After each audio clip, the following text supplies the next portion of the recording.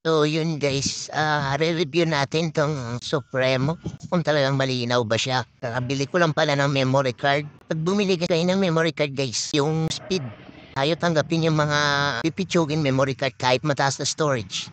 So te-testing natin ngayon kung malinaw ba talaga yung camera. So bubuksan natin. So ayan siya. Malinaw talaga siya guys. Hindi siya gaya ng ibang ano guys na yung screen niya dito. Yung iba kasi nandito yung screen. Ito siya, nandito, talikuran sila. So ito nga pala yung kuha niya guys. Saan? Sura mo?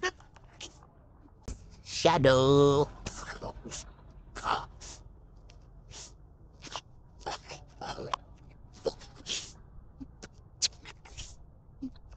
So yun guys, pag nagbili kasi kayo ng memory card guys, bago nyo ilagay, reformat nyo muna. Kasi minsan ayaw niya tanggapin. Reformat nyo sa computer. So yun, yan sa yellow basket yung ano yan guys. Nakasale to kay Kim Store.